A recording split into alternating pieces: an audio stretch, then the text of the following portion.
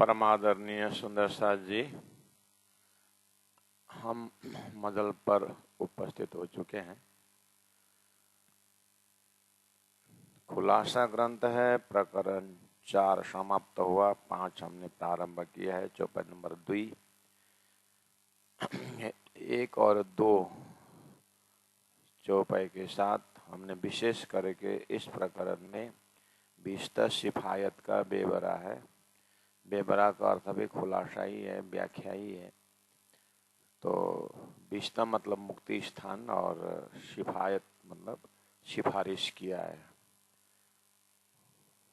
तो किसने मुक्ति सिफारिश की, इस विषय में हमने अपने नॉर्मल बुद्धि में हमारे मुक्ति की पहला नंबर विस्तृत यानी अखंड मुक्ति स्थान के विषय में। तो हमने अपने आप को पूछा, जाना, देखा, अपनी बुद्धि को परखा कि हाँ, हमारे में मुक्ति का कॉन्सेप्ट हमारे दिल दिमाग में है। थोड़ा बहुत सत्संग सीखे हैं, थोड़ा बहुत गीता ज्ञान लिए हैं। ऐसे करते हुए मनुष्य शरीर से मुक्ति होकर के जीव या आत्मा को स्वर्ग जाने का ये कॉन्सेप्ट है। लेकिन जब जब शास्त्र के गहरे में जाते रहते हैं तो सीढ़ीबद्ध क्रम मुक्ति के हिसाब से चढ़ाया हुआ मिलता है। तो लेकिन पुण्य खत्म होने के बाद फिर मर्त्यलोक में जीव को आना, ये भी बताया है। तो इसका मतलब हमारा जो प्राइमरी कॉन्सेप्ट था स्वर्ग में मुक्ति मिलेगी, वो मुक्ति नहीं माना गया। फिर जाकर के मार्ग भी उपासना दिया गया, फिर वैकुंठ मुक्ति स्थान करके 4 प्रकार के मुक्ति शब्द प्रयोग किया है। लेकिन वहाँ भी फिर कहा कि वैकुंठ आदि सुलोकेषु गमना गमनम प्रभु, इस तरह से वहाँ भी आवागमन दिखाई दे रहा है। अब आई बात, नॉर्मली हमारे व्यवहार में हम कैसे भाषा प्रयोग करते हैं कि अब हम भी मुक्त हो गए, ऐसा भाषा प्रयोग करते हैं। हम भी मुक्त हो गए, इसका मतलब कोई सर्विस कर रहे थे तो वहाँ से रिटायर हो गए, इसको भी ये शब्द प्रयोग करते हैं। कभी कभी घर गृहस्थ में लड़की की शादी हो गई, लड़का भी शादी हो गया सबका, बोलते हैं कि एक जिम्मेदारी खत्म हो गई, उसको भी अब हम भी मुक्त हो गए, ऐसे बोलते हैं। तो ये एक कोई बंधन से मुक्ति हो गई ऐसे है मार्केट में। हमारे दिल दिमाग में भी ये बात रखते हैं। लेकिन भक्त को अगर भगवान प्राप्त हो गया तो बोलते हैं कि बस हमारी मुक्ति हो गई। ज्ञानी को मेरा जो गलत जो एक मान्यता थी वो ज्ञान हो गया, इसलिए मैं मुक्त हो गया, मेरे पास कोई भ्रम नहीं है, मैं मुक्त हो गया हूँ, मैं चैतन्य आत्मा हूँ और इसमें मुझे कोई भ्रम नहीं है। तो वो अपने आप को शरीर से अलग चैतन्य स्वरूप को देखते हुए अपने आप को मुक्त मानते हैं और उसी को मुक्ति स्थान, उसी को मुक्तावस्था, तो नाम ही जीवन मुक्तावस्था। इस तरह से जीवन होते हुए मुक्त होने का, कोई किसी तरफ कोई लालचा न हो, कोई मोह न हो। तो इस तरह से भी मुक्ति शब्द प्रयोग करते हैं।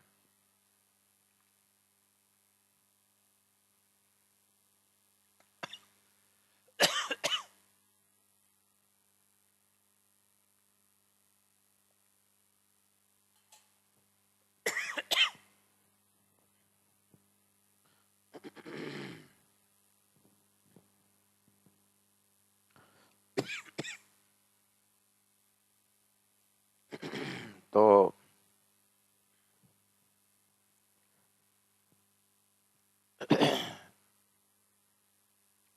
सदगुरु देवचंद्र जी महाराज के हृदय में शास्त्रों को देखते हुए जब आगे बढ़ रहे थे तो ये सब ज्ञान है, गीता का ज्ञान और शास्त्र में मुक्ति के विषय में सब ठीक है, लेकिन सब जगह मुक्ति में जब प्रवेश करेंगे तो मुक्ति मुक्ति मुक्ति करके बोलते जाएंगे, लेकिन ब्रह्मांड जो प्रलय में जा रहा है वो प्रलय और मुक्ति का टैली नहीं करते हैं।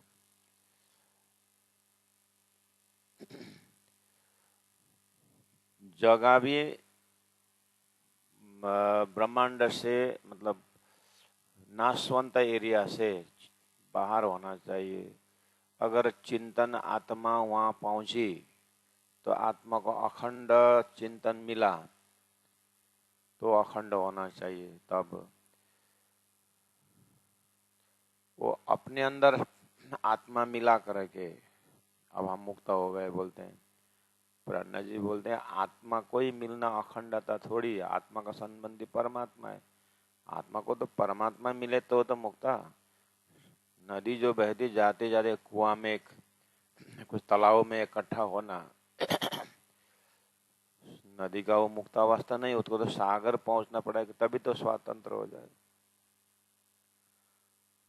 तो प्रलय को छोड़ करके मुक्ति की भाषा सदगुरु महाराज को जमा नहीं। इसीलिए अब समय आ गया तारतम का। तो प्यारे सुंदर साथ जी, अब हम सुंदर साथ का हृदय में अर्थात तारतम समझने वाले के श्रोताओं के या मननशील तारतम्य मननशील आत्माओं के हृदय में मुक्ति के विषय में क्या है कॉन्सेप्ट। तारतम वाणी पढ़ के हो, सुन के हो या तारतम का संगत करके हो, ये अंतर आत्मा जीव में अंदर ज्ञान क्या है मुक्ति के विषय में। तो हमें सिखाया है कि परमधाम राजी महाराज ये एक जगह है, परमधाम शब्द दिया हुआ है। इसलिए आत्मा को जब परमात्मा का चरण अपना टर्मिनोलॉजी है, हमारा परात्म शब्द है, वो परात्म परमात्मा स्वरूप वो हमारा मुक्त ही मुक्त अवस्था है। इस तरह से तारतम्य दिल दिमाग में हम संसार में आए ही नहीं, आए न गए हादि न हम खेल में संसार में आए नहीं, हमारे तो सुरता आई है। हम तो राज्य के पास मूल मिलाव में ही है, जो आया है और यहाँ फंसने की बात है। हम तो भूले जरूर है, लेकिन हमारा तो स्वप्न देखने का हिसाब से बनाया हुआ, इसलिए सपना देख करके जब हम जग जाते हैं तो मुक्त ही मुक्त है। तो शास्त्रकार भी ऐसे बोलते हैं, ब्रह्म में नहीं में है करके भूले हैं। वो जो रस्सी को सर पर देखने पर डरवाना डर गए, लेकिन सर्प वाला जब लाइट जलाओगे तो सर्प ने रस्सी दिया तो क्रोध तो भय से मुक्त हो गए।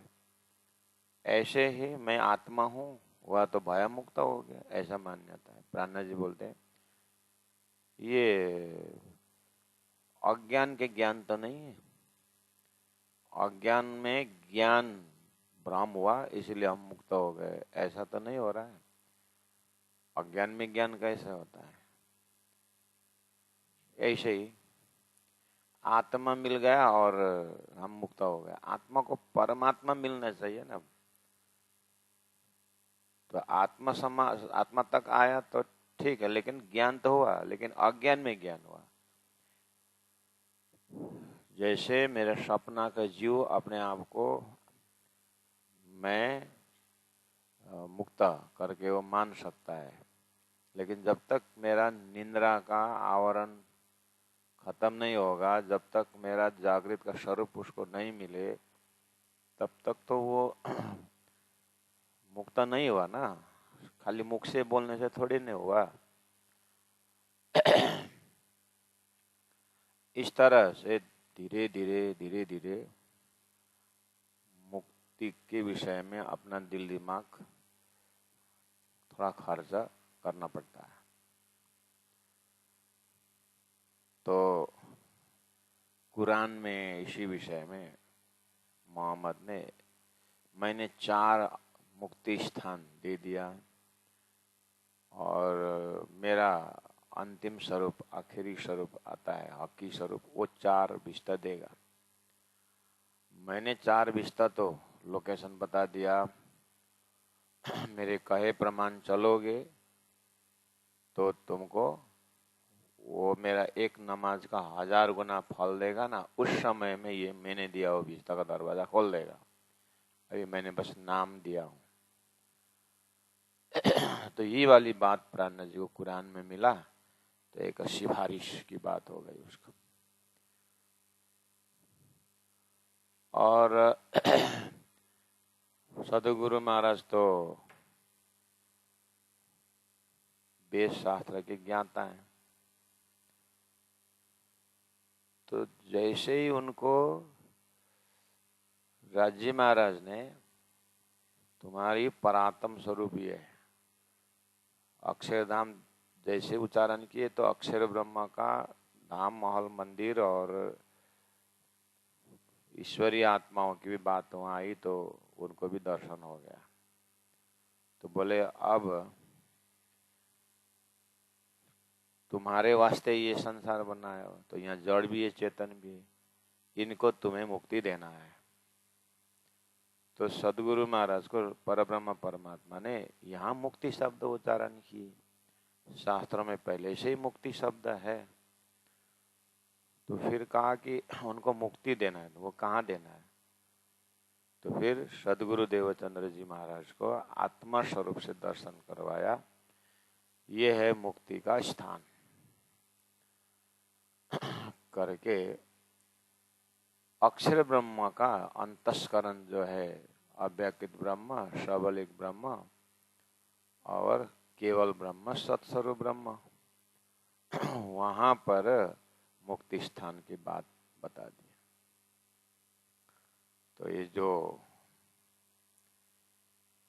देवचंद्र जी महाराज को वो मुक्ति स्थान का दर्शन भी हुआ, फिर अक्षरधाम परम धाम दर्शन हुआ, तो मुक्त ही मुक्त है। तो जो जीव नारायण ने एकोम बहुश्याम बोलने पर उत्पन्न हुए थे, वो बंधन में थे, वो मोह के बंधन में थे। लेकिन वो बंधन परमात्मा ने ही दिया हुआ है। अब परमात्मा ने ही मुझे बोल रहे हैं कि इनको ये मुक्ति मुक्त पूर्ण मदा पूर्ण विदम ब्रह्मानंद ज्ञान दे करके इनका जो झूठ में जो वृत्ति घूम रहा था, उसको सच्चा ब्रह्मानंद का अनुभव करा करके उनका दिल दिमाग को इधर खींच दो, झूठे से वो हट करके वो अक्षरातीत में आ जाए। तो ये ज्ञान तुम्हें था, आत्म ज्ञान दे करके वो खुद अपना निर्णय ले लेंगे, उनका रास्ता खोल दिया है। तो सदगुरु महाराज ऐसे बोलते थे और ध्यान लगाए, चिंतन के, इंद्रावती आत्मा तत्कालीन ब्रह्मात्माओं को बहुत अच्छा से मुक्ति स्थान का मतलब बेहद एरिया का दर्शन होता था। तो सदगुरु महाराज को बहुत अच्छा लगा। अच्छा, जो भी ब्रह्म आत्माओं द्वारा होना है वो पहले ही संकेत में 14 लोक में मिलता है। तो 14 लोक में जीव कर्म करता था और धर्मराज वो कर्म को देखते हुए फैसला करते थे, तुमको इतना नरक भोगना है, ये ऊपर के लोक में जाना है करके ये नियम था। ये नियम से हट करके भगवान ने ध्रुव को अलग से लोक बना के दिया, जिसको ध्रुव लोक कहा जाता है। तो बोला क्यों? ध्रुव मेरा प्यारा है, उसके भक्ति के फल पे मैंने एक अलग ही लोक बना के दिया हूँ, मैंने ध्रुव लोक बना के दिया। 14 लोक में से ध्रुव लोक अलग है। तो सदगुरु महाराज को ध्यान में दर्शन हुआ। अच्छा, कैसे समझाएं इनको, जीवों को मुक्ति स्थान देंगे करके। तो सदगुरु महाराज को अंदर से संकेत मिल गया, आहा 14 लोग बना ही हमारे वास्ते, तो उदाहरण भी हमारे लिए है।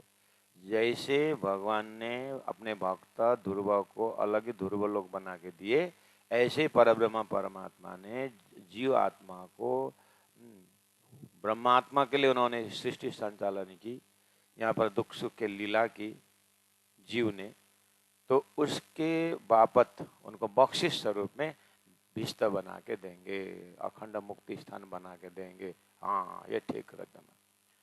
तो आम दुनिया जीव जब ये कॉन्सेप्ट आता है मुक्ति स्थान की, तो ध्रुव लोक, जिनको मर्तलोक में बैठे बैठे शास्त्र द्वारा ध्रुव लोक में भगवान ने ध्रुव को अलग ही लोक बना के दिए, वो उदाहरण है किसके लिए?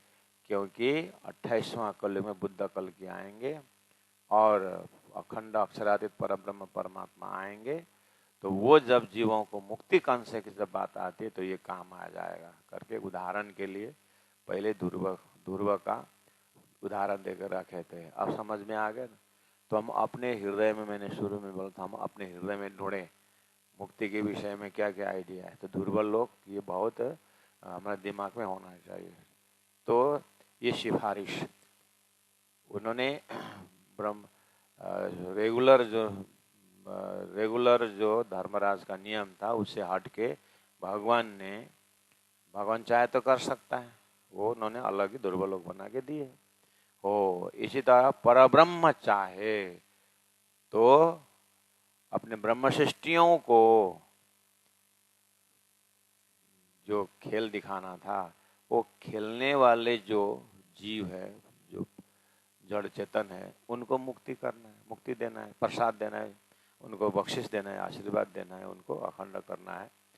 इसीलिए ये 8 विष्टा की बात विराट में तो आपने सीखे देखें। इस तरह से अपने को सदगुरु के बीतक से, उनके प्रवचन को विशेष से राजी महाराज ने दर्शन दे करके सारा लोकालोक दिखाते हुए मुक्ति स्थान दिखाने की बात, ये आप अपने हृदय में पहले से ही बना के रखिएगा। अब प्राणनाथ जी वही चीज को प्रचार करते आ रहे थे, मुक्ति मुक्ति मुक्ति स्थान की बात। तो जैसे कुरान को खोला, दिशाओं को देखा, वहाँ तो बहुत बढ़िया ढंग से मोहम्मद ने सिफारिश ही कर दिया कि मेरे कहे प्रमाण चलोगे तो अंतिम फरदा रोज क़यामत में जब खुदा आएंगे, खुदा तुमको इस तरह से मैंने 4 विष्टा दिया हूँ अखंड मुक्ति स्थान, वो आकर के 4 देगा। तो प्राणनाथ जी को इतना अच्छा लगा कि सदगुरु ने मेरे को सारी चीज बताई और मैं तो खुद देखते हुए पार कर रहा था, बता रहा था। अभी तो मुझे और प्रमाण मिला, सिफारिश मिल गया कि मोहम्मद ने सैंक्शन ही किया इस चीज को।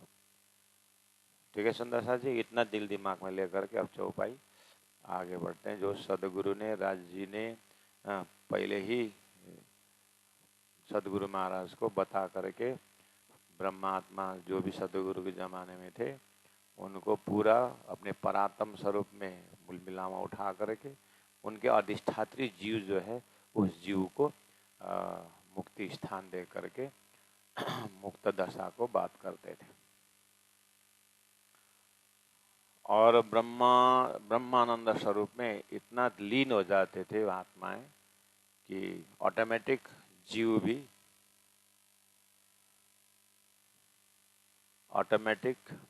भी क्या है, उसी में मस्त रहता था।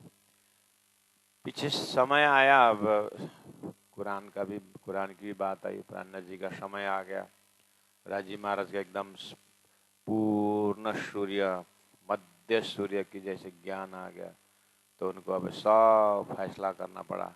तो चौपाई उतरने लगी, तो वेद कते दोनों को अब बात सामने रखनी पड़ी। इसीलिए अब जो है ये ज्ञान विस्तार होता गया और आज हमारे बीच ज्ञान पहुंचा हुआ है। अब ये महाप्रलय तक में तो इस ज्ञान का प्रताप से प्रत्येक जीव जो है इस तारतम द्वारा अखंड मुक्ति स्थान का कान में प्रवेश करा के फिर अपने अपने अंकुर के अपने अपने मेहनत से उस विस्ता में प्रमोशन होते जाएंगे या उस भिक्षता का आनंद हृदय में यहीं पर अनुभव करते हुए मुक्ति स्थान तरफ जाएंगे। मोमिन आए अरस अजीम से हमारी हक सो निशवत दिया लमलुदनी हक ने आई हक बक न्यामत अखंड ब्रह्म धाम का संपत्ति आ गया, मुक्ति के लिए आ गया। वहां सदगुरु महाराज के द्वारा परम धाम का सारा खजाना आया तो संसार के जीव अब यही ब्रह्मानंद का रस पीते हुए उनका मुक्ति होगा करके सदगुरु ने पहले वो धाम स्वरूप लीला दे चुके हैं।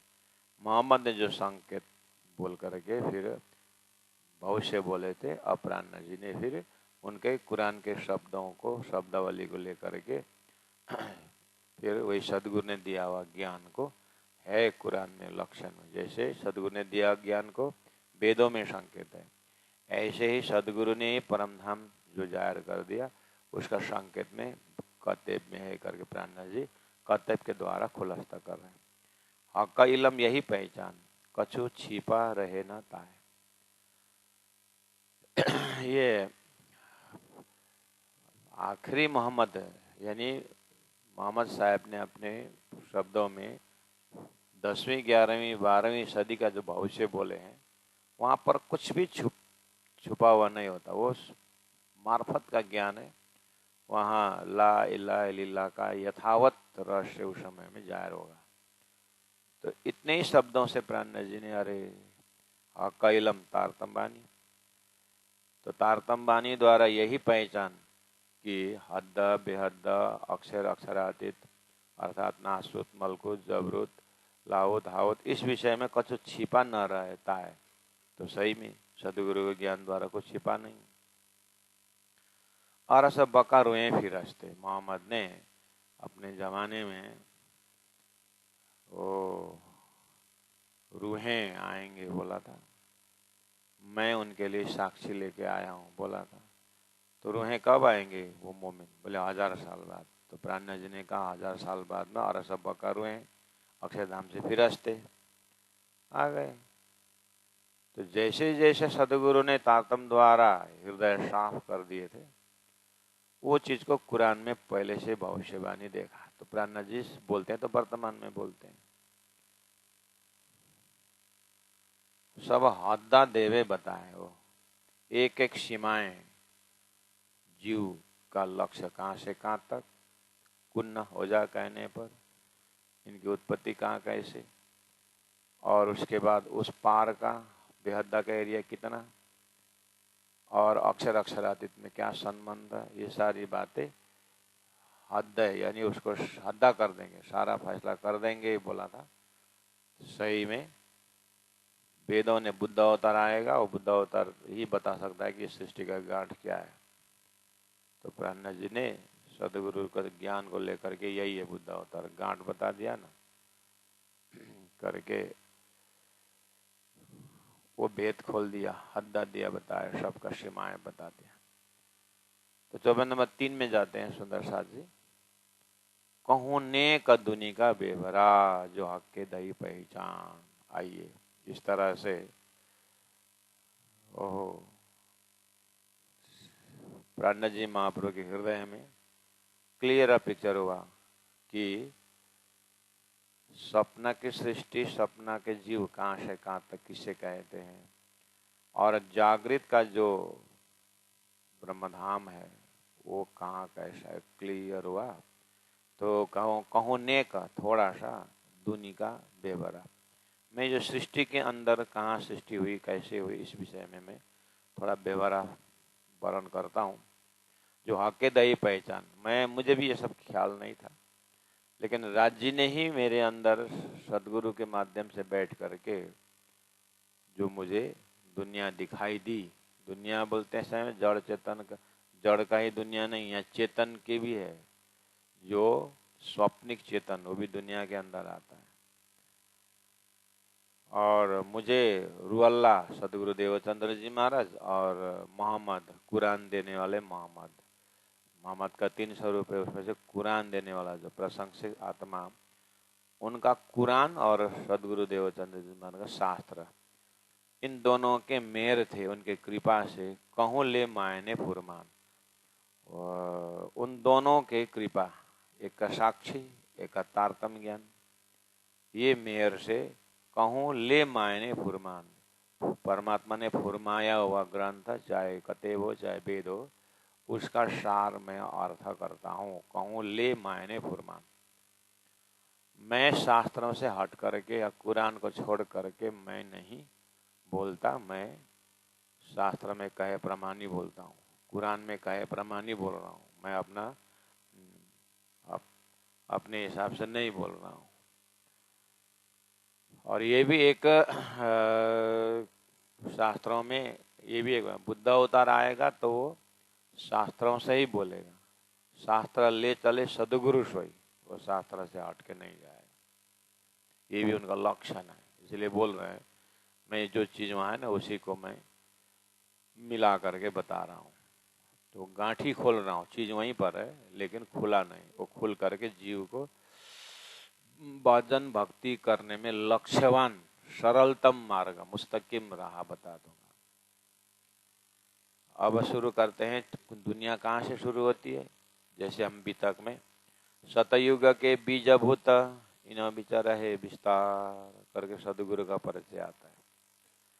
ऐसे भविष्य पुराण में राजा कहे जुगचार, वचन जो व्यास के ताक करो विचार करते। अब सतयुग की राजा करके सब शुरू होता है, तभी हमारे में गुरुजन देखो ये सतयुग का लोकेशन पहला पकड़ो।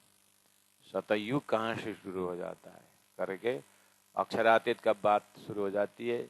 अक्षरातीत से अक्षर के ऊपर जब परामर्श होती है तो अक्षर जब सपना में जाते हैं तो उनका सपना का ब्रह्मांड का शुरुआत का भाग ही सतयुग है, इससे परे युग नहीं है। सतयुग सृष्टि के शुरू से शुरू होता है।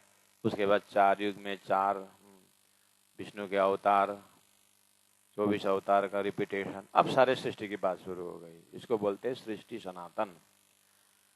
अब इसी तरह ये तो नारायण उत्पन्न होना और सृष्टि का ईश्वर आना, अब सारी बात शास्त्र में है। उसी को कुरान में प्राण जी ने पाया 54 नंबर 4 में, ये जो पैदा कुन्न से हो जा कहने पर जो पैदा हुआ जड़ चेतन, सबों सिर फरज शरीयत, ये सब जो है इनके सिर में फरज बंदगी करके शरीयत कर्म कांड हावी है। अब एक बार कर्म कांड में सब उलझ जाते हैं सृष्टि के अंदर, उसके बाद सृष्टि में ज्ञान आता है, ब्रह्म ज्ञान बोलते हैं उसी को, उपनिषद का ज्ञान। परमात्मा ने ही सृष्टि में ज्ञान दे दिया ना, तो शुरू कर्मकांड शरीयत से शुरू हो जाता है। अर्थात धरती में शरीर आते ही पहला दृष्टि शरीर में होता है कि स्त्री है कि पुरुष है। अब यहाँ से धीरे धीरे शरीर का परिचय देते हुए शरीर के अंदर जो तत्व ज्ञान है, तत्व है, आत्मा है, उसको ही अब श्रीवत ज्ञान शुरू हो जाता है। उसी को शंकराचार्य ने तत्वबोध करके 5 तत्व को परिचय देते हुए शरीर में अन्नमय कोश, ज्ञान मनोमय कोश, ज्ञानमय कोश, आनंदमय कोश, इसी को गीता में अष्टावरण 8 प्रकार के आवरण से जीव को घेरा हुआ है। ये सारी बात शुरू हो गई है ज्ञान की बातें। तो उसको बोलते हैं सबों सिर फरज शरीयत, सबको कर्मकांड द्वारा ये शरीर कर्म कर रहा है, कर्म भूमि है, कर्म करना पड़ता है, करके कर्म का ज्ञान शुरू हो गया। अच्छा कर्म करोगे तो अब तुम स्वर्ग की बातें आए, गीता जैसे ज्ञान। अब जब मुक्ति, अब इस विषय विस्तार होना है, मुक्ति होना है ना, तो मुक्ति की बात जब अब शास्त्रों से शुरू हो जाता है। बोले पहुंचे मलकुत हवा लग, जो लेवे रहा तरीकत। अब शरीयत कर्मकांड से शुरू होकर के ये लोग प्रमोशन होते होते होते कहाँ तक जाएंगे? तरीकत में आएंगे, उपासना में आएंगे, तो उपासना का लक्ष्य बनेगा मलकुत अर्थात वैकुंठ, इस तरह से। तो स्वप्निक एरिया को, इसके अंदर महात्यागी भी हैं, शरीर से वजूद से कोई ताल्लुक नहीं रखते हैं। अपने जो पिंड है ना, इससे तो कोई लगाव नहीं, मुक्त ही देखते हैं। कितने त्यागी त्यागी है संसार। मेरा पेट का बच्चा जो है, कीड़ा मकोड़ा, बहुत त्यागी। अपने शरीर से तो मुक्त हो गए, चेतन में पहुंचे, लेकिन ये जो मेरा जो बाहर का शरीर है ना, ये शरीर इससे तो बाहर नहीं हुआ है ना। इसीलिए इनका ज्ञान शरीर तक ही करके, कहने का मतलब शरीयत में ही रहेंगे, कहने का मतलब ये स्वप्न जागृत का ज्ञान न होना। इसलिए नारायण ने एकोम बहुश्याम बोलने पर जितने भी जीव उत्पन्न हुए, आप देखते हैं बाहर वो जीव बहुत ज्ञानी तपस्वी हैं। शरीर कट रहा है, ऑपरेशन हो रहा है, लेकिन बोल रहे हैं, तो ये जीवन मुक्त दिखता है। लेकिन ज्ञान के चक्षु से जब देखते हैं, अपने पिंड से तो निकल गए, मुक्त हो गए, लेकिन सृष्टि रचना में जो नारायण का जो लोकालोक है, नारायण का क्षर पुरुष है, उसको ही परब्रह्म मान करके उसी में बंधे हुए। तो तारतम्य के दृष्टि ने ये सब शरीयती है। थोड़ा सा उपासना तक गए हैं और कर्मकांड से ऊपर उठ करके मन के भावना मनोदशा में आई बात हुई।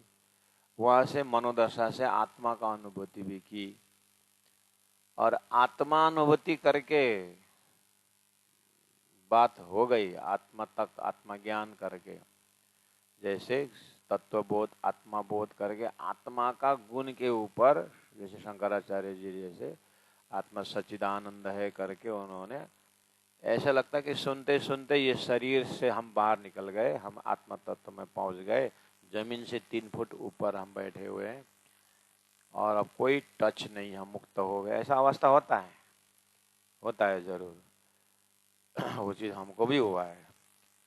लेकिन जैसे तारतम्य की गहराई में जाते हैं, वो तो जीव का मुक्त दशा तो ठीक है, लेकिन ये जो सृष्टि का बनक है ब्रह्मांड, वो तो अक्षर का सपना का शरीर है।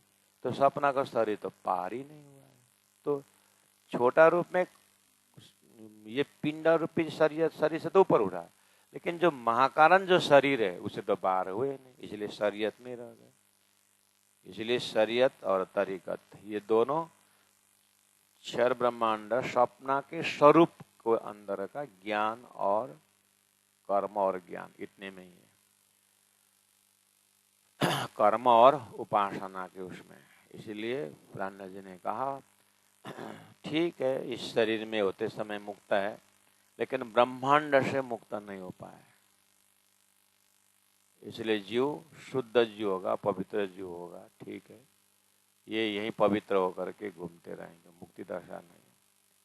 क्योंकि परब्रह्म स्वयं खुद बोल रहे हैं कि ये सृष्टि बनाना ही मेरा एक उद्देश्य है, ब्रह्मात्माओं को यहाँ खेल दिखाना है। इसलिए चौपाई में आपको ये जो पैदा हुई कुन्न से सुशिर फरज शरीयत, इनको एक फरज शरीयत कर्म में ही रहेंगे। क्यों नहीं, ऐसे ऐसे आत्मा वैसे ऋषि महर्षि हैं जो पिंड से कोई लेन देन नहीं। तो इस पिंड से लेन देन नहीं था, क्या हुआ? ब्रह्मांड का जो ब्रह्मांड भी तो अंडा ही है, उसे पार हुआ ज्ञान थोड़ी है। ये छोटा शरीयत से निकल, लेकिन बड़ा शरीयत पकड़ा हुआ है, उसे तो पार हुए नहीं। जैसे मर्त लोक से लोकालोक देखा लिया, तो बेहद में निकलने के बाद तो लोकालोक जैसा ही अव्याकृत ब्रह्म, सबलिक ब्रह्म, केवल ब्रह्म, सत्स्वरूप ब्रह्म, अक्षर ब्रह्म, वहां का लोकालोक कहाँ है? तो खाली शब्द से मुक्त हो करके नहीं होगा ना। परब्रह्म के सृष्टि के महाकारण का जो ज्ञान है, तारतम ज्ञान उदय हो करके जब देखते हैं तो पहुंचे मलकुत हवा लगा जो लेवे रहा तरीकत। तो तरीकत का जब लेगा तो हवा तक, मलकुत वैकुंठ हवा पंचमी क्षर समष्टि, अर्थात ये एक सृष्टि का मोह तक, हवा शून्य तक पहुंचे तो शून्य में जाकर ज्ञान भी वहीं पर विलीन हो गया। अब कोई खिला रहा है कि खा रहा है कि कोई मतलब नहीं। तो प्राणा जी ने बोला हाँ, ये देखने में मुक्त हो गए। अब इतना बड़ा भ्रम है कि न वो खुद समझ सकता है और न कोई समझा सकता है।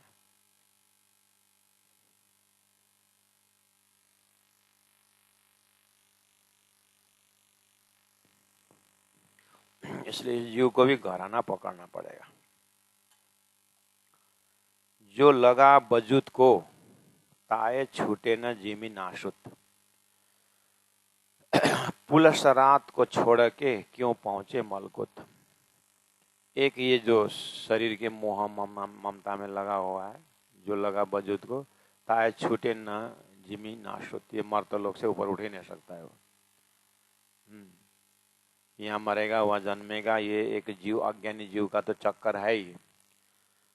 उसको बोलते हैं पुलसरात, बनने मतलब तलवार का धार, कर्मकांड को छोड़ के क्यों पहुंचे मलकुत।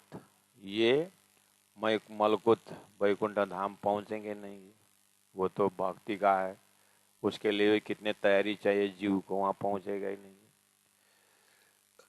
इसलिए ये आम खलक जो जीव सृष्टि देखने में जो आदमी है, लेकिन अंदर जीव जो है वो आम खलक है, स्वप्नक जीव है। या तो या देवता लोग, चाहे जिन मतलब प्रेत आत्मा, 14 लोग के जो 14 लोग के बस्ती बसी है, उनकी सदस्य का नाम है। सो राहा चले न बजुद को, सो राहा चले ले बजुद को। वो अब उनका भी, देवताओं का भी सूक्ष्म देह है, वो भी देह के लेवल से बात कर रहे हैं। उनको भी स्वर्ग चाहे, ऐश चाहे, आराम चाहिए। तो ये तो सब शरीर की भाषा है।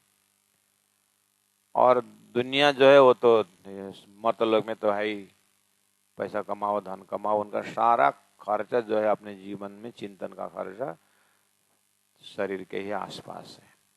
इसलिए सो राह चले ले बजुत को, पावे नहीं बातु ना। सृष्टि के बातुनी न मिलने पर, गुण रहस्य न मिलने पर, उनके आत्मा का जो शरीर से निकलने के बाद, पिंड से निकलने के बाद, उनका नासुत मलकुत और शून्य इसी के आसपास घूमते रहेंगे, इससे आगे कुछ नहीं।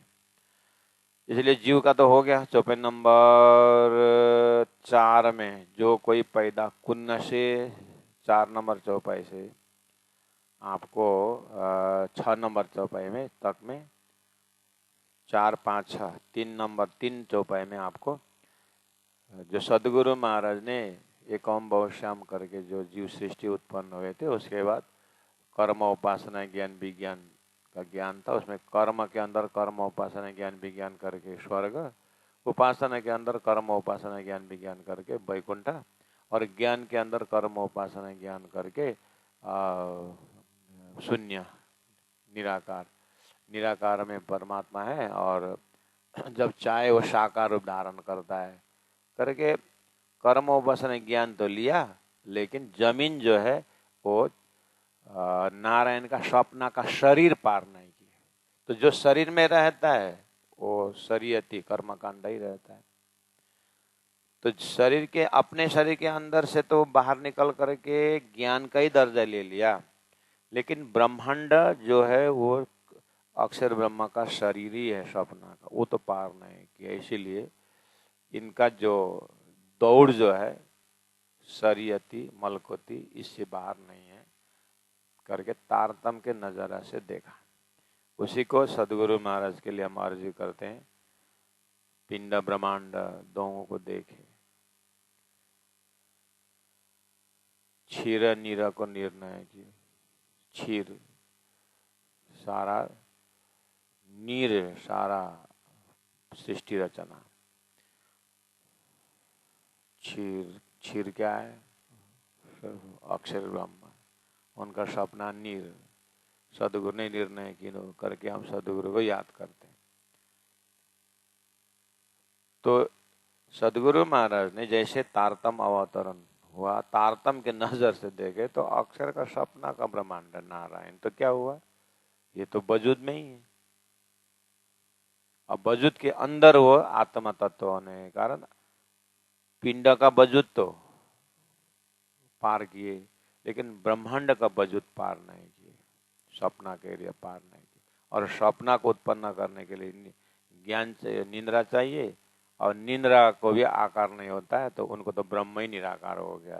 तो इसलिए ये सदगुरु के नजर से तारतम ज्ञान से देखा तो ये तो ऐसे ही है। ऐसे ही मोहम्मद साहब का शब्द जैसे प्राणनाथ जी को मिला, तो वहां भी यही बात कर रहे हैं कि कुन्न हो जा करके कान उत्पन्न होने वाले ये शरीयत से तरीकत जाएंगे, तरीकत से आगे नहीं निकल पाएंगे।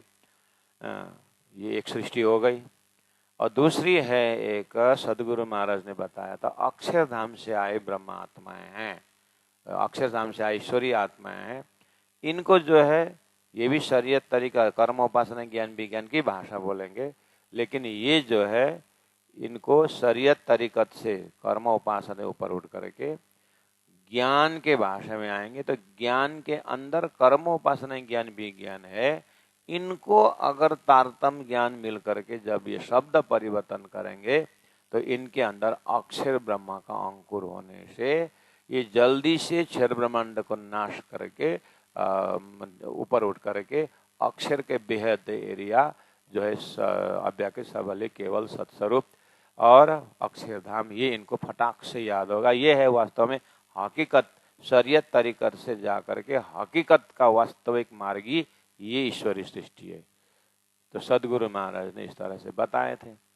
प्राणनाथ जी को जैसे कुरान मिला तो अरे यहाँ भी लिखा हुआ है 7 नंबर चौपाई, जो होवे नूर मकान का, अक्षरधाम का जो होवे कायम जिनो वतन, उनका नूर मकान तो अखंड है, कुटस्थ अक्षर ब्रह्म कायम जिनो वतन। सो क्यों पकड़े वजूद को? वो अक्षर का जागृत से आए हैं, वो अक्षर का सपना का वजूद क्यों पकड़ेगा? ये जो अपना जो शरीर का है वो तो पार कर दिए, ब्रह्मांड भी पार करेगा ईश्वरीय आत्मा। क्यों? क्योंकि वो बाहर से ही आए हैं, उनको बस याद दिलाना है, उनको स्मरण में आ जाएगा कि अरे मैं तो अक्षर के सुरता हूँ, अर्थात मैं नूर मकान का हूँ, कायम जिनो वतन, सो क्यों पकड़े वजूद को, पहुंचे ना हकीकत बिना। लेकिन इतना जरूर है, ये ईश्वरी में आकर के माया में भूले हैं, लेकिन इनको याद दिलाने पर इनके अंदर अंकुर है, तो वो उनको हकीकत समझाया जाए। जो होवे अरस क्यों पकड़े वजूद को, पहुंचे ना हकीकत बिना। अक्षरधाम का ज्ञान उनको जाति स्मरण कराए बिना, ज्ञान का मजल अक्षर ब्रह्म पकड़ाए बिना ये भी जगेंगे नहीं। लेकिन इनको समझाएगा कौन? वही परब्रह्म परमात्मा, जिनका सत के अनेकों कला में एक कला अक्षर ब्रह्म है, जिनके सारे वृत्तियों को उनको पता है। वही स्वरूप वय किशोर अति सुंदर स्वरूप खेला जो वृंदावन, सदगुरु देवचंद्र जी महाराज के अंदर हो करके तारतम ज्ञान देके समझाया, तो पता चला सदगुरु के तारतम ज्ञान द्वारा ईश्वरी को जब वो ज्ञान पहुंचता है, वो फटक से उनको याद हो जाता है कि अरे मैं अक्षरधाम से आया हूं। तो ये अंकुर से बिस्ता बन रहा है। सो राह चले न वजूद को, जो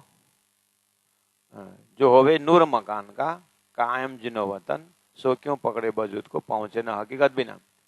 जो होवे अरस अजीम की। अब 7 नंबर चौपाई में अक्षरधाम से आईश्वरी को चैप्टर पूरा हो गया। प्यारे सुंदर, थोड़ा प्राणनाथ जी फटाफट कर रहे हैं क्योंकि आज के दिन का भी 15 मिनट टाइम है, इसमें बहुत कुछ करना होता है, इसलिए प्राणनाथ थोड़ा जल्दी जा रहा है। तो 7 नंबर चौपाई में उन्होंने कहा, जो होवे नूर मकान का कायम जिनो वतन, सो क्यों पकड़े वजूद को, पहुंचे ना हकीकत बिना। जो होवे अरस अजीम की, जो ब्रह्मधाम से आए हैं, सोले हकीकत मार्फत, ये सोले हकीकत में, अब ये हकीकत और मार्फत, ज्ञान और विज्ञान का रास्ता लेंगे। इनको भी शुरू तो इनको भी शरीयत से करना होगा। जैसे स्वयं सदगुरु महाराज सुंदरबाई आत्मा कितनी साधना करती जाती है, स्वयं महामती प्राणना जी इंद्रावती सदगुरु महाराज के साथ होने पर कितना मन की बातें करते हैं, मन को समझाते हैं। ये सब रास्ता तो वही है शरीयत, लेकिन उनको ज्यादा समय नहीं लगता है, उनको वो लक्ष्य नहीं है, इसीलिए थोड़ा बहुत शरीर विषय में जानकारी लेते हैं, फिर वो उपासना मनोदशा में पहुंच जाते हैं, फिर वो जल्दी जीव में चले जाते हैं और जीव में सुरता जो है परम धाम का उसको पता चल जाता है, तो सुरता में आ जाते हैं। सुरता जैसे आया तो वो राज्य के आनंद स्वरूप सुरता है और अक्षर ब्रह्म राज्य के पर ब्रह्म परमात्मा के सत डिपार्ट है। तो फटाक से उनको याद हो जाता है, अरे मैं आनंद डिपार्ट मार्फत हूँ, मेरा राज्य का हकीकत डिपार्ट अक्षर ब्रह्म है। तो ये जो अरस अजीम से आए ब्रह्मात्मा हो, फटाफट शोले हकीकत मार्फत और इनको इशक मुतलक और इनको जल्दी से परम धाम का प्रेम का नजरा हो जाता है। जिन रूहा हक निशवत, ये तो परमात्मा के संबंधी आत्मा है। तो मोहम्मद ने कुरान में इस तरह से फटाक इधर उधर कहीं कहीं अरस अजीम की बात कही और हकीकत मार्फत के बात कही और इशक के बात कही और वो रूहों को खुद प्रेम का निशबत की बात कही। तो प्राण ये तो है यहाँ बात, लेकिन ये मिलान करके जो तारतम ज्ञान न इलम लुदनी न होने से इन्होंने आयत जो जैसा निकला वैसे ही वैसा लेकर के बस शरीयत को छोड़े नहीं और उसके अंदर मिला के देखने का इनके पास ज्ञान नहीं है। मोहम्मद ने बोला फरदा रोज क्यामत मध्य दिन आएगा, बोला अभी मैं बता रहा हूँ, नहीं ले पा रहा, जो इन्होंने लिया उसको समझ में आ गया करके उनके जमाने के जो ज्ञानी थे दो चार मुसलमान लोग जो थे उन्होंने समझ गया जो कुरान को पहले से चिंतन कर रहे थे। तो आखिरी जमाना का खाबिन मोहम्मद प्राणना जी ने दिया हुआ ज्ञान को उनको समझ में आ गया, तो प्राणना के साथ साथ चले भी है। तो इसी तरह आज के तिथि में अब दुनिया चले न चले, हम प्राणना जी के हृदय को सुंदर ढंग से जानते हैं और प्राणना जी के हृदय के ज्ञान के चश्मा से हम शास्त्र को देखते हैं, तो बढ़िया से अपना काम बन गया। इसलिए हम शास्त्र पढ़ते हैं तारतम के नजरा से पढ़ते हैं, तारतम की दृष्टि से पढ़ते हैं, चाहे कुरान हो चाहे पुराण हो। ए जो वे अरसा जिनकी सोले हकीकत मार्फत इनको इसक मतलब का निश्चय ये प्रेम का मार्ग वाला, जिन रूहा हक निशवत, जिन रूहों का संबंध हक से। तो 24 नंबर 9 में देखो, इस तरह से देखिए तो क्लियर हुआ ना। पहले से हमारा दिल दिमाग में सदगुरु के ज्ञान से परम धाम से ब्रह्म आत्मा आई है, अक्षरधाम से ईश्वरीय आत्मा आई है और नारायण से जीव सृष्टि पैदा हुए, जड़ चेतन पैदा हुए। अब यहाँ पर देखने में सब बराबर है लेकिन सुरता रूप से अलग है। श्री कृष्ण देखने में एक ही स्वरूप है लेकिन शक्ति के हिसाब से वैकुंठ से भी हैं और गोलोक धाम से भी हैं और अक्षरधाम के आत्म अक्षर जोशधानी धाम भी है और जोशराज जी महाराज का ही है। तो ये किसने दिखाया? तारतम ने देखा। शास्त्रों में बाद में मिला कि कृष्ण लीला त्रिधा पोक्ता बाद में मिला, लेकिन रखा तो पहले ही सही था। लेकिन लोग उसके ऊपर नजर पहुंचता ही नहीं था क्योंकि सब शरीयत में व्यस्त थे, कर्मकांड में व्यस्त थे, कोई उपासना में व्यस्त थे, उपनिषद के ज्ञान में व्यस्त हो गए तो स्वयं आत्मा दशा होकर के ले गए। लेकिन ब्रह्मांड का चेतन जो है चेतन तक पहुंचे, लेकिन एक ब्रह्मांड का चेतन है, नारायणी चेतन, क्षर पुरुष का चेतन, वहां तक तालमेल मिलाया। उसके बाद अक्षर चेतन और अक्षरातीत चेतन को उनको ख्याल ही नहीं हुआ क्योंकि वहां तक पहुंचने का, ब्रह्मांड फोड़ने का ज्ञान ही नहीं था। इसीलिए वहां तक ठीक है। इसीलिए बाहर देखिए आप, सब चेतन की बात है, भाषा बोलते हैं, भाषा तो वही बोल रहे हैं। इनको इश्क मुतलक जिन रूह हक निशवत, रूहें फिरस्ते दो गिरोह, दो जमात, तीनों दो के दो मकान, इन दोनों को दो घर है। क्या क्या दो घर है? अक्षरधाम और परमधाम, नूर और नूर तजल्ला। एक इशक दूजी बंदगी। इनका एक का मार्ग बिल्कुल प्रेम का मार्ग है ब्रह्मात्मा, दूसरी बंदगी, बंदगी मतलब प्रार्थना, ज्ञान युक्त प्रार्थना करते ये ईश्वरी है। राह लेसी अपनी पहचाना, जब ये तारतम ज्ञान द्वारा जब उनको पहचान होगा तो अपनी रास्ता ले लेंगे। ये अक्षरधाम वाले अक्षर के हिसाब से, परमधाम वाले परमधाम के हिसाब से। आप राह ले से अपनी पहचान, उतरी रूहें फिरस्ते लैला से, उतरी रूहें फिरस्ते लैला में, रूहें ब्रह्मात्मा भी लैला रात्रि में ये सृष्टि के अंदर आए हैं। कहाँ आए? ब्रह्मा जी का 50 पूरा हुआ, 51 लगा, 28वां द्वापर हुआ, ब्रजमंडल भूमि तैयार हुआ, तो ब्रजमंडल में अक्षर के स्वप्नावत रात्रि के ब्रह्मांड में इस तरह से रूहें ब्रज गोपी के अंदर आए, और फिर हस्ते ईश्वरी आत्मा ब्रज गोपी के लड़की के रूप में आए। तो रूहें फिर हस्ते लैला में महिमावान रात्रि में ब्रजराश में आए, अपने रब के ईजन, अपने परमात्मा के हुक्म से, राज्य के हुक्म से आए। सदगुरु ने सारी बात बताई थी, वो चीज कुरान में इधर उधर था, वो प्राण जी के मुखारविंद से फिर वो सनंद ग्रंथ, खुलासा ग्रंथों में उस चीज को मिलान कर ठैक ठैक अर्थ मिल गया। ए अपने रब के इजन हुक्म से आए, दे हुक्मे सबों सलामती, आप पहुंचे फजर वतन। ये 54 नंबर है संधि इस प्रकरण का। 20 सिफायत की बेवरा था ना, ये 10 नंबर चौपाई। अभी तक वो 20 के लिए भूमिका है, ये 10 नंबर चौपाई तक। तो यहाँ बोला, तो अभी तक क्या पता चला? 3 प्रकार के सृष्टि पता चला। उसे 20 किसके लिए? मुक्ति किसके लिए? जो प्रकट, जो पैदा हुए उनके लिए मुक्ति देना है। जो खेल में आए रूहें ब्रह्मात्मा, उनको मुक्ति नहीं चाहिए, उनको तो घर वापस जाना है, उनको तो ज्ञान हो गया, अपने परात्मा में जाएंगे, लेकिन जाते जाते मुक्ति दे के जाएंगे। वो मुक्ति दे के जाएंगे तो मुक्तिदाता हो गए। मुक्ति किसको? विस्ता किसको? जो स्टेज तैयार कर रखे हैं नारायण सृष्टि, कुन्ना हो जा कहने जो उत्पन्न हुए, उनको अखंड करना है।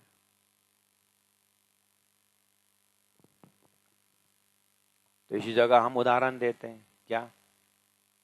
राजा नाटक देख करके बख्शिश देके जाता है, ऐसे राजकुमारी ब्रह्मात्मा खेल में आए और परमात्मा ने उनको शक्ति दी, चलो इनको मुक्ति दे दो ताकि विस्ता में तुम्हारा गुणगान गाते रहेंगे। तो इनडायरेक्टली ब्रह्मात्माओं के ऊपर कृपा ही है। खुद दे सकते थे परब्रह्म परमात्मा, लेकिन ब्रह्म सृष्टि से मुक्ति करवाई। तो ये ब्रह्मात्मा की तो महिमा है, इसीलिए माखना हाट भी का है, ब्रह्मात्माओं की महिमा यत्र तत्र गवाया है। तो ये राज्य का प्रेम नहीं है।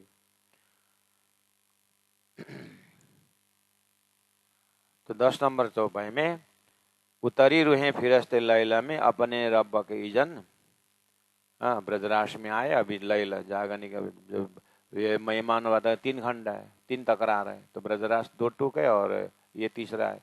तो यहाँ आकर के अब ये पूरा इलम लुदनी तारतम ज्ञान द्वारा परफेक्ट हो गए। अब सृष्टि उठने का जैसे समय हुआ तो मुक्ति देके जाएंगे। तो क्या हुआ? दे हुकुम सबों सलामती, परमात्मा के हुक्म से सबको सलामती देंगे, मतलब सबको न्याय देंगे, सबको सिफारिश करेंगे, न्याय देंगे। दे दिए ना, दे देने के बाद आप पहुंचे फजर वतन, स्वयं जो है परमधाम जगेंगे, परात्मा में उठेंगे। उसको फजर, फजर उजाला, वतन अपने घर, उजाला परमधाम अखंड धाम में फजर में उठेंगे। चौपे ने तो उठा दिया, अपने समझ में आए तो समझ से भी उठ गया, समझ में भी क्लियर हो गया। अब जो मास्टर माइंड जो है सृष्टि उठने की बात, वो धीरे धीरे उठेगा। ऐसा करके यहाँ पहले ही प्रोजेक्ट बना दिया, स्क्रिप्ट तैयार होता है, उसके बाद नाटक खेलना बाकी रहता है। ऐसे राज्य के हृदय का स्क्रिप्ट है, वो तारतम ने दिखा दिया। अब उसी प्रकार चलना है। दे हुकुमे सबों सलामती, आप पहुंचे फजर वतन। अब 11 नंबर चौपाई में आ गया, भिष्टा हाल चार कुरान में कया आठ होशी आखर, ये भी सुनो तुम बेबरा देखो मोमिनो सौरा कर। अब चौपाई नंबर 11, 12, 13, 14, 15 ये चौपाई कंठस्थ करने का है। अब जिनको विराट का ज्ञान पक्का बनाना है तो आप विराट श्री कृष्ण पाए धर्म निजान, ये 4 सिलेबस है ना, विराट है, वितक है, चर्जनी है और तारतम्बानी है, जो सिलेबस में आता है ना। तो पहला विराट का सिलेबस वो जिन्होंने अध्ययन किया है, वहां पर जैसे ही 14 लोग अष्टावरण ज्योतिष रूप गायत्री महतत्व ईशा शक्ति नारायण जब पार करेंगे ना, उसके बाद अक्षर का बेअद्द भूमि करके आता है। अब वहां पर विष्टा की बातें शुरू होती है। वो कहाँ से गया वो ज्ञान? अरे तारतम ज्ञान के अंदर के जो विराट है उसको हमको पकड़ाने के लिए मोमिन स्वयं प्राणनाथ जी ने, स्वयं सतगुरु ने नक्शा बना के ध्यान चढ़ाते थे। वैसी का नाम विराट है। आप विराट सीखने बैठे, सच्चा सुंदर साथ को तो राज जी के प्रति, प्राणनाथ जी के प्रति जिनका प्रेम है ना सच्चा सुंदर साथ को, उन्होंने दिया हुआ ज्ञान को 1000 काम छोड़ करके भी पहला वो अपनाएंगे। ये मोमिन का लक्षण का, संसार का 1000 काम का कोई सार नहीं है, लेकिन एक ये सार बात छोड़ गई तो आत्मा, जिस तरह शरीर में आत्मा सार है, आत्मा के बिना शरीर लाश है, ऐसे ही विराट का ज्ञान बिना मेरा जीवन लाश है करके वो तो निकल जाएंगे। तो उन आत्माओं को याद है कि वहाँ पर विष्टा की बातें हैं, तो वो इच्छुक सुंदर साथ को ये चौपाई याद करना होगा। चौपाई नंबर 11, विष्टा आलाचार कुरान में कया 8 होशी आखर, ये भी सुनो तुम्हें बेबरा देखो मोमिनो सौर कर। 3 विष्टा 4 का बेबरा, 1 का मलकुती विष्टा, 2 विष्टा बल्लैल में, 4थी मोहम्मद आए जीता। आकर विष्टाओं का बेबरा जो नया होशी 4, जो होशी बखत क्यामत के 3 का कहूँ निर्वार।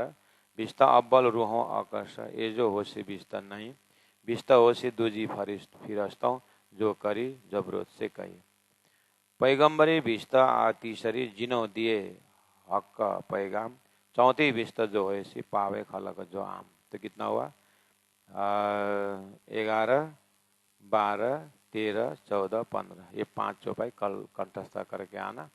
जिनको ये 5 चौपाई कंठस्थ नहीं होता है, ऑनलाइन के ऑफलाइन कोई बैठने की जरूरत नहीं।